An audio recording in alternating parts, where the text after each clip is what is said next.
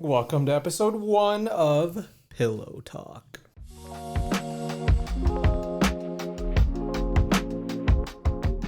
For any of you nasty... We did not do the do before this.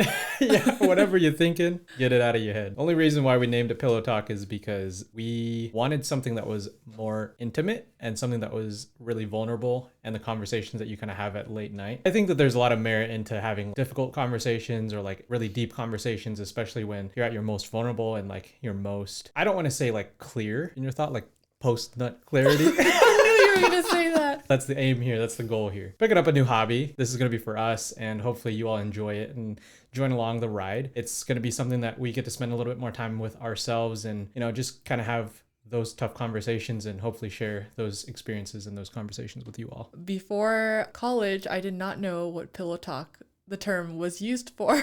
I was going to share this story, but I was like, no, never mind. No, you could share this story. You can share the story. I think it's a good one.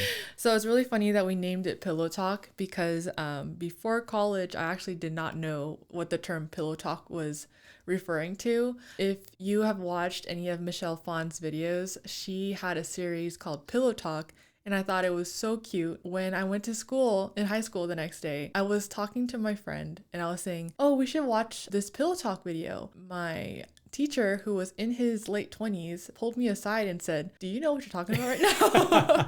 Yeah, Pillow Talk is like the conversation you have before bedtime. And he's like, that is not what it was.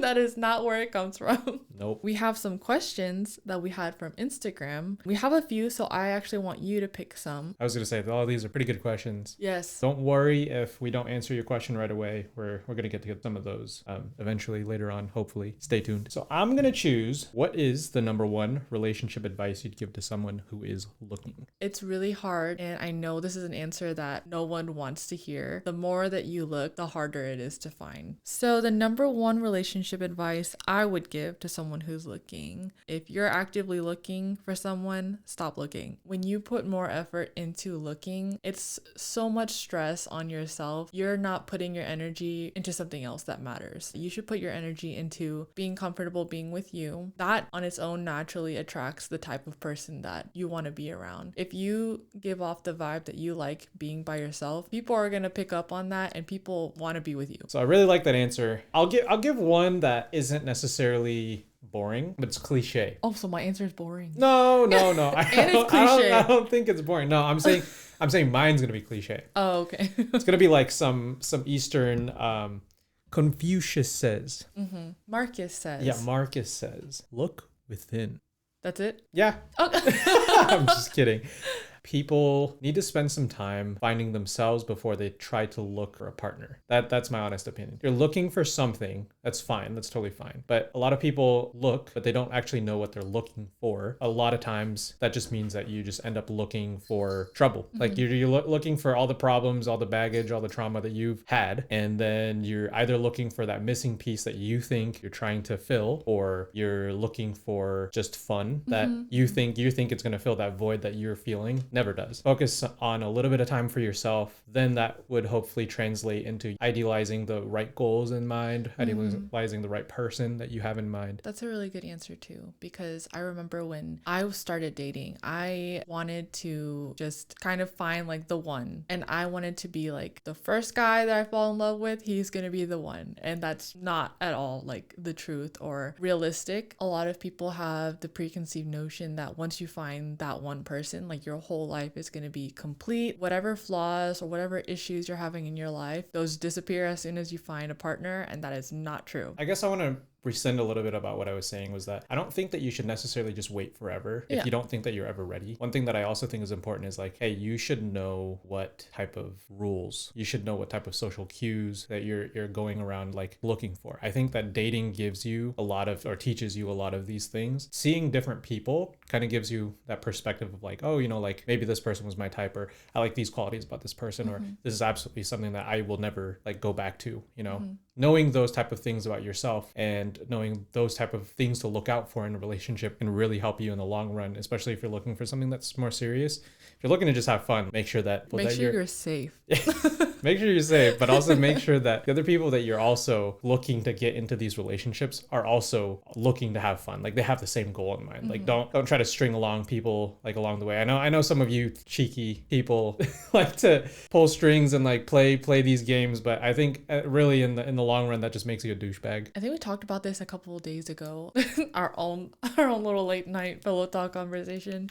The behind the scenes pillow talk. Okay, but they're gonna be like, oh my gosh, they had this conversation after doing the do. Yeah. We were talking about someone we knew, and in my opinion, I think this person needed more experience with dating rather than just kind of full force diving into things. Yeah. The only reason why I say so is because I know for me, if I was with someone that had less of a life experience than I did, and we are just in a full committed relationship where we're kind of skipping the part where they don't really have that period in time where they can explore themselves, and now we're settling down. As a partner, I would feel really bad for my partner that they didn't get the chance to experience the things that they wanted to experience. And on the other hand, if I was that partner that didn't get to experience what I wanted to experience, I feel like I would hold a lot of resentment. Yeah, that's very true. I think that kind of goes back to like the baggage type of deal. Like Yeah. don't look for something that you aren't ready for. If you're looking for a relationship in the first place, make sure that you're fully aware as to what you are looking for and fully aware as like what you're actually going to commit yourself to. Those type of conversations aren't like not sexy. Maybe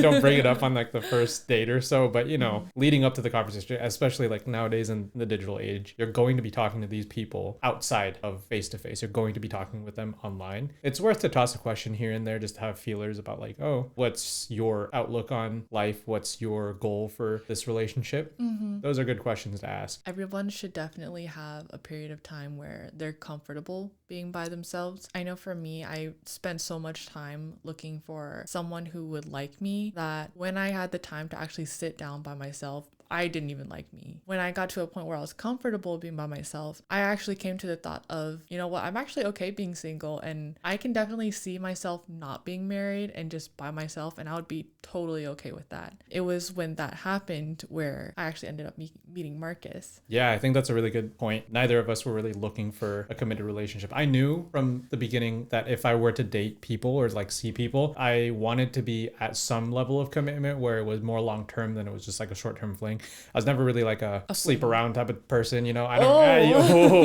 don't. No, yeah, I wasn't ever looking for just like fun and games, so to say. But when it came to it, I really wasn't looking for anything at the time, and it just sort of happened. And I think that that's more organic and more real, as organic as it could be nowadays. And that's not to say that you can't go out and find like love. I'm not saying that you should just like wait around. So I actually think that that's a really good segue. When we first got together, neither of us were really looking for anything. And so for me, I think it's even more important nowadays that you get the sense of being alone and kind of knowing what you want before you get into a relationship. Because for us, I think that was the most organic way that you can really meet. Another thing I would add that is a really good piece of advice that I would give to someone who's looking is write down the qualities in someone that you really want to be with. Ask yourself, are you able to bring those exact same qualities into the relationship? If not, you might be a little unrealistic, or you might need to make some changes in order to find that type of person. I'm saying that if you're looking for someone who's like responsible, kind, something like that, responsible and kind people are not going to be attracted to people who are not responsible and mean. If you have ridiculous standards, you also Yes. need to meet those standards. Yes. Or at least you need to provide something that's like of value. And I can say that piece of advice is definitely something that I did for myself too. That Yeah. kind of helped reorient my vision of what a suitable partner was for me. It helped me refine my search when I was trying to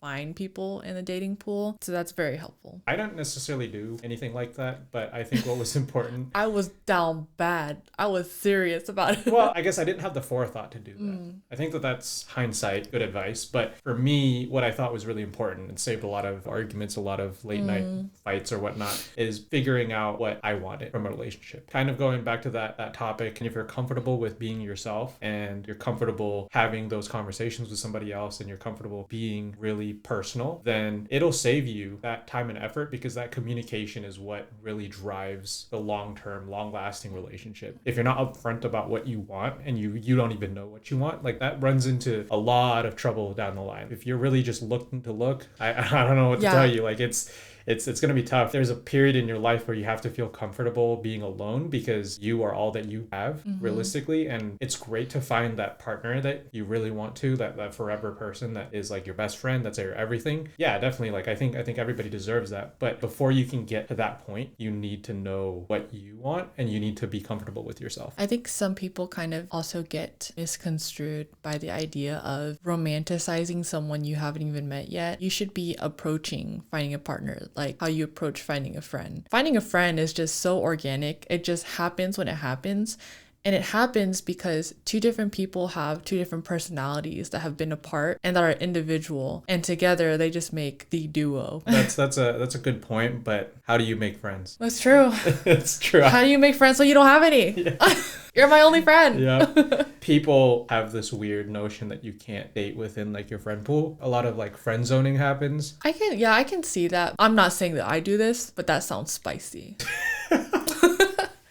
Hear me out. Hold on. In most heterosexual relationship, I feel like that is the case where even if most girls don't think that they are friend zoning a person, they definitely are. And I bet you this one's for the boys. That is true. I don't even want to say it like this, but like I do agree with you, but I also do want to not agree with you. So the reason why I agree with you is because I definitely have had guy friends that just hung around me because they just wanted to be the next person in line to shoot their shot. And the sharks, the dog. It took me a long time to realize it, and it was just so sad. But I definitely had some guy friends that were some real ride or die guy friends. The reason why I'm backtracking why I say it's spicy is because I see some girlfriends that have some really good guy friends. And I'm just like, why are we not putting two and two together, you know? Yep. And that's not even like, I don't want to force that relationship because somebody's probably not ready for it. But also I think that for a lot of guys, not to give you advice on how to get out of the friend zone. If you feel a way, you should say it. But also if they say no, then get out of there. Do yourself a favor and do them a favor. Like, don't try to chase something that isn't there. And don't try to force anything because it's not in your place to. Yes, this is a hot take, but I don't think the friend zone exists. The friend zone exists. That's for another episode. Oh, okay. Okay. We're going to transition. We're going to do We're Not Strangers Couples Edition. Okay. I don't know if anybody else has played this game, but it's a really good conversation starter. Obviously, you have to have a partner to play it. Sorry. For the person who asked, how are you going to look for a partner? Hopefully we answered that. But once you have a partner, maybe you can play this game. Yeah. There's also a Friends edition. So there is a Friends edition. Play the Friends edition first. Maybe if you end up liking them off of that game. It's actually a really, really good way to get to know somebody. And if you don't have friends, they have a family edition. Don't date your family. Oh, no. There are 3 levels. Level 1 is perception. Level 2 is connection. Level 3 obviously is the most intense one. It's called reflection. Okay. Let's start off with 1 first, just to keep it tame. For episode 1, we need to chill it out a little bit. We started off with a banger question. We gotta reel it back in a little bit. So I don't know which one is 1, 2, or 3. One's right here. Is that what it said? Oh, we almost started off with 3. It's got numbers. Okay, that question is, what is your favorite thing to see me wear? Nothing doesn't count. This is a toughie. This is a really tough question. Oh yeah, because I look great and everything, huh? Yeah. I think that whatever you wear that makes you feel comfortable makes you look really attractive. Not turning on the Riz. No, that's not Riz. That's the opposite of Riz. Okay, fine. That's jizz. Ew. What the? No, that's true, because when you decide to put makeup on, it's because you feel good that day. You don't have to have makeup to look good, but you decide to go through the effort to put on makeup. It's apparent that you curl your hair, you do your makeup, put on something nice. You look great. That for me makes me happy to see that you wanted to do that. So not to give a cop-out answer, but I think when you wear like a sundress that you really wanted to wear because you just feel up to it. That's the answer I wanted. Yeah, that's what I'd say. He has fallen to the sundress effect. Do you like when I wear dresses? Yeah, because you don't ever wear dresses. Like it's so uncommon that you lounge at home and wear a dress. When you put a dress on, it's like a day that you're going out and doing something. Next time I'll wear my wedding dress and just work around the No, house. and no, I'll- no. Actually, that gives maximum value for that dress. It does. Maybe we it should. really does. Maybe we should. What about me? I think I already know the answer. Go ahead. Oh, you know the answer? I think I do. Well, go I'm not ahead. gonna give a cop out answer Okay. because I give. No, a good I know you answer. won't because I know that there's a specific outfit that you like seeing me in.